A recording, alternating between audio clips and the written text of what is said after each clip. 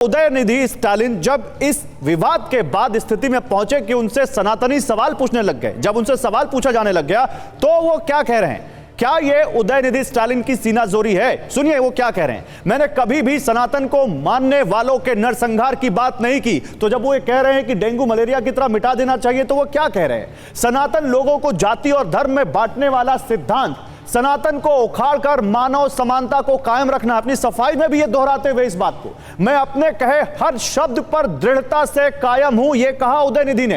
हर चुनौती के लिए तैयार हूं, चाहे वो कोर्ट में हो या जनता की अदालत में हो। और जब वो कह रहे हैं कि जनता की अदालत या कोर्ट, तो वो किधर एम्फेसाइज कर रहे हैं? किधर वो जनता की अदालत का मतलब क्या? जनता की अदालत से क्या वो कहना चाह रहे हैं? आइए आपको बताते हैं। दरअसल ये दक्षिण की 130 सीटों का गणित है, दक्षिण की 130 सीटों का। आप देखिए डीएमके जिसके पास, अगर हम यहां बात करें इंडिया में अगर बात करें 2019 में 130 सीटों के नतीजे को अगर हम यहां पर देखें तो डीएमके की 24, कांग्रेस की 8, सीपीआईएम की 2, सीपीआई की 2, आईयूएमएल की 1, वीसीके की 1, एआईएडीएमके की 1, अगर इसको एआईडीएमके की अगर मिलाएं तो यहां पर वो 63 सीटें आती हैं। लेकिन अगर हम बात करें एनडीए की वो तो 31 सीटें आती हैं और यहां पर अन्य के पास 36 सीटें आती हैं। अब सवाल यह है कि क्या ये 130 सीटों का गणित है यहां पर इसके पीछे? क्यों? आप देखिए, ये देखिए, आप तमिलनाडु देखिए, डीएमके के पास 24, कांग्रेस के पास 8, सीपीआईएम के पास 2,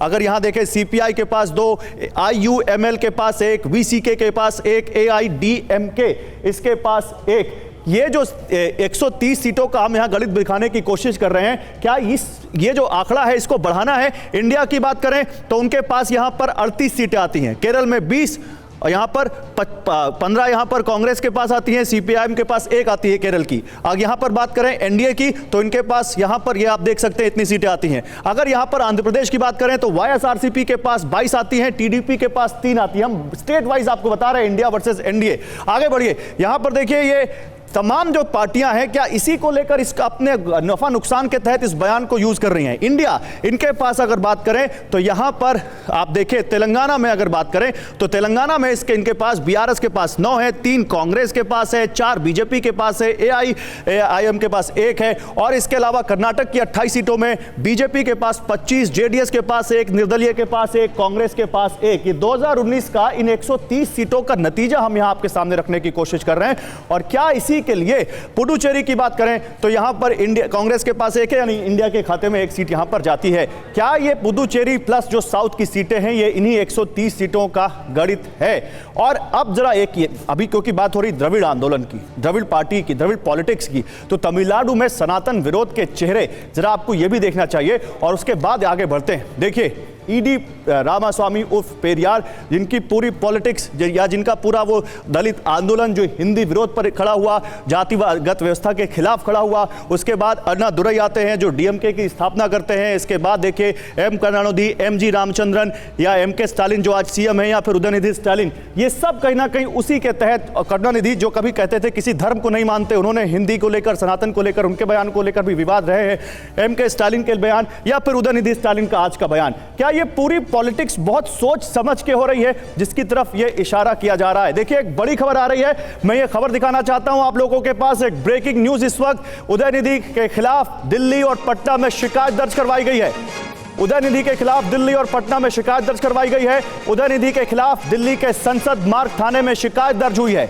उदयनिधि पर हिंदुओं की भावनाओं को आहत करने का आरोप है। उदयनिधि के खिलाफ मुजफ्फरपुर की कोर्ट में भी शिकायत दर्ज हुई है।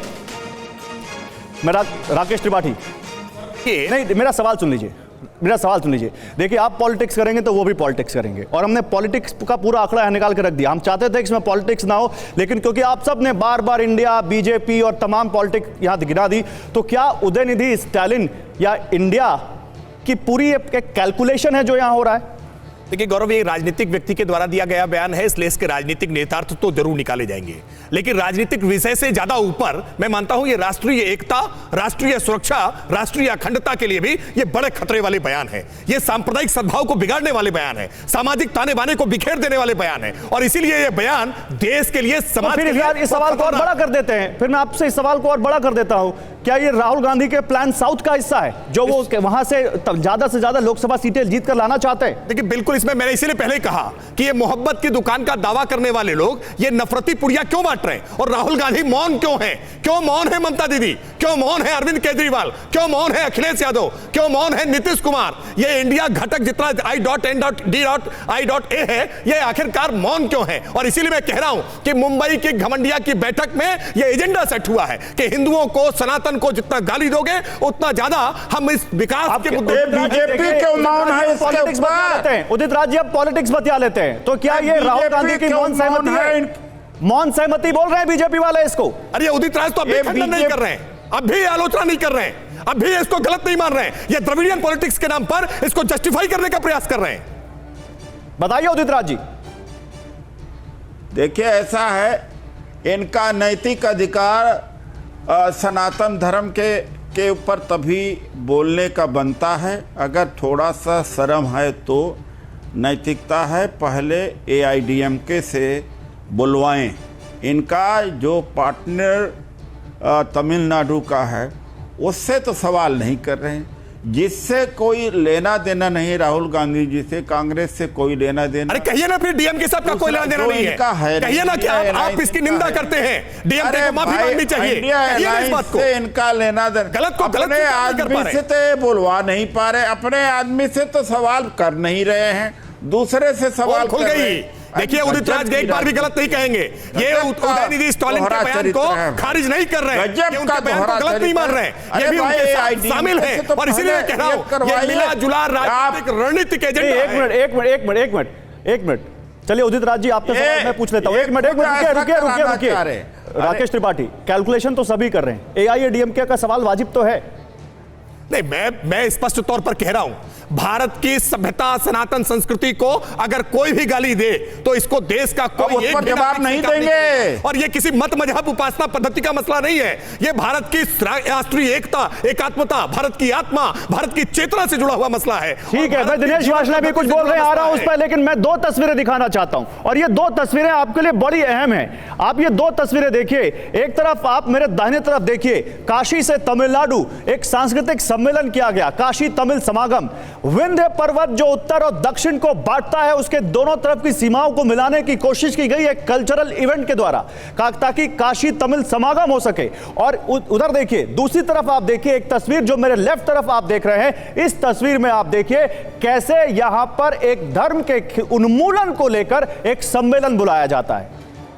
यानी एक तरफ कल्चरल यहां पर संगम करने की, सांस्कृतिक संगम करने की कोशिश की जा रही है, दो संस्कृतियों को आपस में मिलाने की कोशिश की जा रही है, और दूसरी तरफ कैसे बंटवारे की कोशिश की जा रही है, कैसे बांटने की कोशिश की जा रही है, यह आप सामने देख सकते हैं।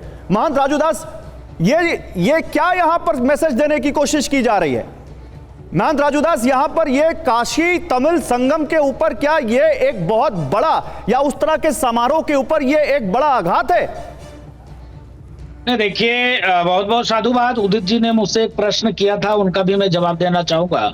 दूसरी बात, बीजेपी विचारधारा संघ विचार परिवार ने सरकारी आयोजन के द्वारा देश को कैसे जोड़ा जाए, पूरे विश्व को कैसे जोड़ा जाए, पूरे राष्ट्र को, सनातन संस्कृति को, सनातन पद्धति को, सनातन विचार को कैसे देश और दुनिया के सामने रखा जाए, काशी में तमिल संगम के माध्यम से, काशी में तमिल संगम के माध्यम से देश के प्रधानमंत्री जी और उत्तर प्रदेश SSB मुख्यमंत्री जी ने यह विचार दिया। लेकिन दुर्भाग्य इस बात की कि अभी जिस प्रकार से अभी उदित जी बोल रहे हैं, शिवसेना के लोग बोल रहे हैं, उदित जी से मेरा सवाल है, उदित जी आप इतने पढ़े लिखे विद्वान हैं, बुद्धिजीवी वर्ग के लोग हैं, आप दबे कुचले शोषित वंचित की बात करते हैं, उत्थान की बात करते हैं, लेकिन आप जिस पार्टी से आपका संबंध है, जिस पार्टी को विचार को आप आगे बढ़ा रहे हैं, उनके एक भी नेता, ना आप ना आपके नेता, किसी को, भाई ये सनातन संस्कृति बीजेपी का गुलाम नहीं है, ये हिंदू और हिंदुत्व सिर्फ बीजेपी का विषय नहीं है।